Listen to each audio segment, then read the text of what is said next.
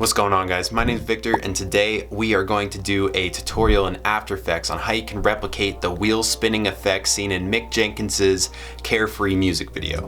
We was off the drugs, we was off the drinks, we was off the vibes. Got nothing to hide on with the squad, don't make me throw it up. She by my side, we on a fire, we ride or die. So I'm gonna hop into the computer right now and we are going to get to it.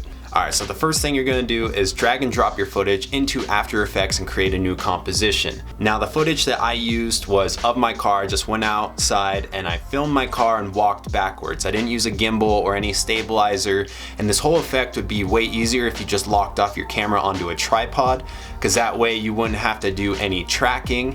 I think it looks cooler and more dynamic if you take the extra lengths to track it, and that way there's just a little bit more motion, a little bit more going on. Just looks harder to replicate. My clip runs a little long, so I'm just going to trim it up here real quick so the effect lasts the duration that I want it to.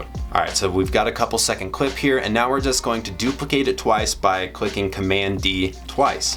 And so now you should have 3 layers. So the first order of business is starting with that top layer. You're going to mask out one of the wheels and rename the clip whichever wheel you masked out. So we're starting with the back wheel. You would rename it to back wheel just so you know which one is which. So use the ellipse tool and you're going to draw a mask over the wheel. So now that you've got the mask over the wheel, make sure it stays on add and not subtract, because you are basically taking that layer and isolating just that wheel. If you were to hide the bottom 2 layers, you will see that you only have that one wheel showing. And now we're going to do that to the second layer. We're going to mask out the other wheel. And so once again, draw an ellipse mask over that wheel. And again, it doesn't have to be absolutely perfect, but if you're struggling to make it fit well onto the wheel and you're having trouble adjusting the ellipse, what you can always do is what I'm doing here, and that is adding mask expansion to make it fit properly. All right, so now we've masked out each wheel separately, and those are the top 2 layers. So now we're gonna focus on the bottom layer, which is just the entire video, and we're gonna mask out both wheels on the same layer, but we're gonna change it to subtract. That way we're going to have black holes where the wheels should be. And if you're still seeing the wheels there after you drew the masks and put subtract over it, it's probably because your top 2 layers are still visible and you haven't clicked the eyeball icon to hide them. All right, so now you've masked out both wheels, and what I like to do is increase the feather on those masks by 10, just to soften it up and just kind of take care of any blemishes that were there if your mask wasn't perfect. So now that you've done that, you're going to right click on each mask one at a time, and you're going to hit track mask, and that's gonna pop up the tracker on the right side of your screen, and you're just gonna hit play on that, and then that mask should be able to just stretch along with the tires. And if it for some reason does not track well, you can back up to wherever it started to fall off, delete all those keyframes that were created down below, and then try it again. And if that doesn't work, then you can manually do it. But for the most part, this tracker does work, and with a simple circle mask like this, it shouldn't give you too many problems. But I had to redo it once or twice myself. All right, that leads us to our next step. You are going to track the camera in this video clip. Now you gotta go over to the tracker panel and then just click track camera. So now that there's all these track points, you can increase the track point size if you can't see them very big over there in the left in the 3D camera tracker. When you hover your cursor over these points, it will start to triangulate an area. All right, we're gonna start with the back wheel. So I'm going to hover over and triangulate a point in the middle of that wheel. Right click and then click Create Knoll and Camera.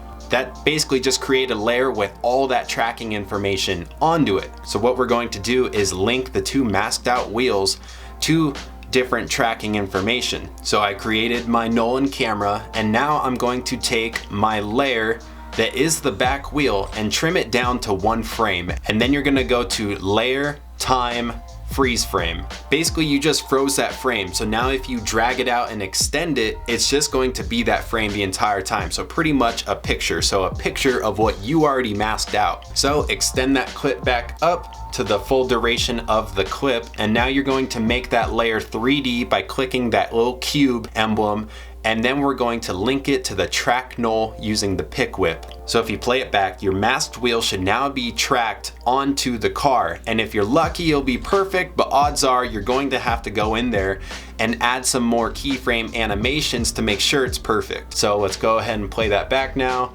And yeah, just as I thought, it was not perfect, but we're on the right track. The trick here is to line up the anchor point of the wheel layer with the track knoll anchor point. And the anchor point is that green, blue, and red arrow in the middle of the screen. So I line it up to where the blue is in the center of my wheel. I reposition that wheel to where it should be. So now when I make any adjustments, the anchor point is right where it should be. Here is where you're going to have to click the stopwatch of the scale and the position to animate and make sure that that wheel is staying inside the tire where it belongs. So I just kind of scrub through it, and then I go, towards the end, I put it right back where it belongs, scale it up, and then I just kind of play it back and keep messing around with it until it looks about right.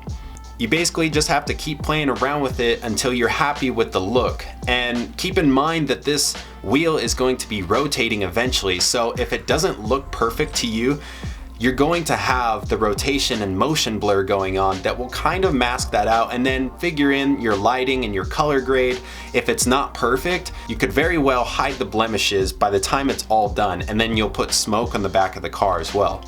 Alright, so now I'm playing it back, and that looks pretty good to me. That looks absolutely fine. So now we're going to add the rotation of the wheel. Under that transform area, you're going to go down to the rotation and click the stopwatch on Z rotation. And you'll scrub to the end of the video and then up the rotation by however much you like. And so I'm gonna add 15 right here. And let's play it back.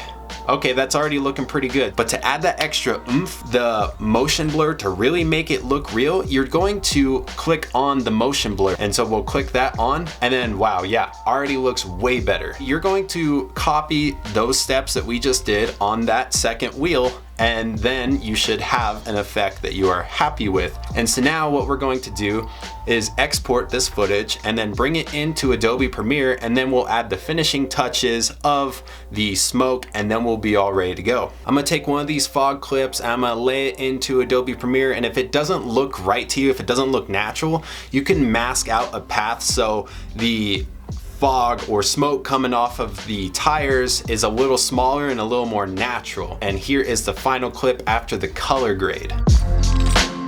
Boom, and there you have it. That is how you do the spinning wheel effect from Mick Jenkins's Carefree music video. Thank you for watching. I hope you liked this video. Comment what you thought down below, and be sure to click subscribe if you haven't already. I would love to have you at this channel, and I will see you in the next one.